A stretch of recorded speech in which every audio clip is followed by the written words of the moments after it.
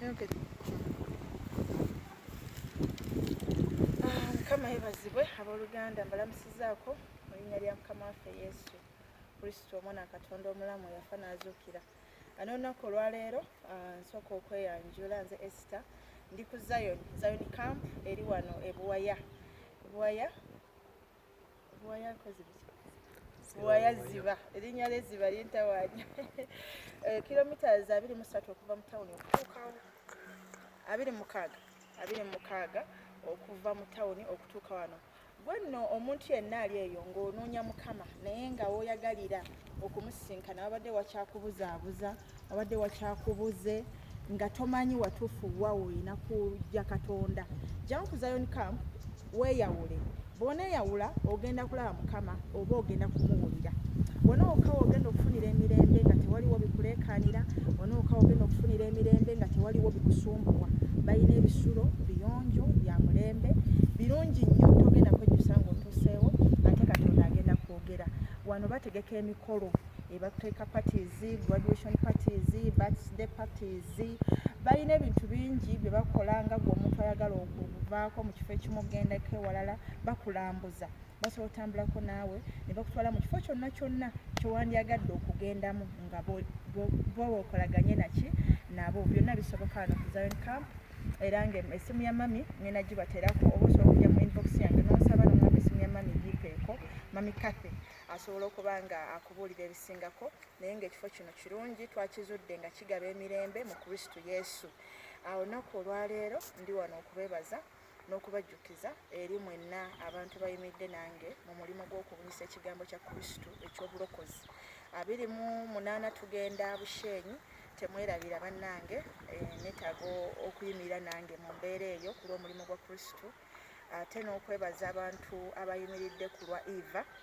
Nebaza sisita omu wawadde emitwalo 46, nebaza sisita omulala mwawadde emitwalo 7, ne banno sisita Brenda gwe newonkwogera tolina buzibu. Waliyo braza yawaddeyo emitwalo 10, waliwo sisita wawadde emitwalo 16, wawaddewo omulala weeyamye emitwalo 20 gyo tonna gituwa gituwa braza. Ani omulala gwe soogedde nga watuwadde ssente ezo nkyafunyeeko 2 gatanajja, 16 nazifunye, 46 nenzifuna, 7 nazifunye ne 10 nenzifuna. So kitegeeza Mukama bawe omukisa. Twagala Eva obulamu bwe bukyusibwe.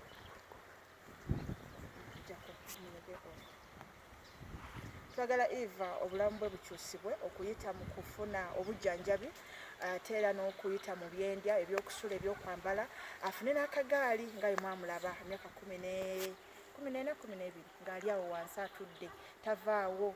Obulamu bwalimu nga si bwayagala naye ayagala abeeko ng'obulamu obw'abalala. Yagamba ayagala okuzannyako ng'abaana abalala bazannya. So neebaza mmwe abalabirira abato ba Yesu, yagamba bamulabirira be baba bawaddeyo era omukisa gwammwe munene. Ndi wano okwebaza n'okujjukiza abantu mwenna nti tolinawo ky'oyinza kwera Katonda okuleka okuyamba abantu abali mu bwetaavu oba oyambye Mukama, naye ku lulwe Katonda tolina gy'ogenda mujja oba tolina ky'osobola mukolera ate onaamuwaaki. Tolina okuleka okutoolako ebyo byakuwadde ate nga naawe oddiza bali baatanabakola ki kuba ng'abawa nga ggwe bw'aba akuwadde. So munyenye yaka yakuzuukusa ye yake muyimire nange tuleke munyenye tuzuukusa okwaka ate bwe tubalagirira ebifo bannaye mubikozese okubigendamu. Kati nga Zion Camp tobeerayo ng'ogamba naye oba neeyawulirewa. Ensozi nnyingi kati abantu baazolona, Prayer Mountains tezikyalimu nsa. Abantu kati ate bakolerayo bintu bya kirogo, bintu birala nnyo ebiriyo. So okulagirira wano ku Zion Camp n'ogaana okujja ate n'osigala ng'onoonya eri ewayonooneka, byonna ebinaakutukako munaye weenenyanga wekka. Mpozi nkujjukiza Mealtime Restaurant. Mealtime Restaurant eri awo Najja Nankumbi opposite Seventh Day Church. Bw'obanga ova Kampala obeera wakava Kenjoy, bw'obanga ova Ntebe oba tonnatuuka ku Shell awo ng'ogenda kutuuka ku Enjoy. Mealtime Restaurant bakola outside catering, batimba abagole, bambaza abagole ate era babatimbira ebifo mwe bagenda okukolera emikolo, ate era bakola birthday parties, bakola cakes eza emikolo gyonna. So mubakolagane nabo bagenda kuyisa bulungi. Balina buli kintu kyewalirowoolezaako, photography, videography, buli wawalibadde olowooza ku mukolo genda ku Mealtime Restaurant.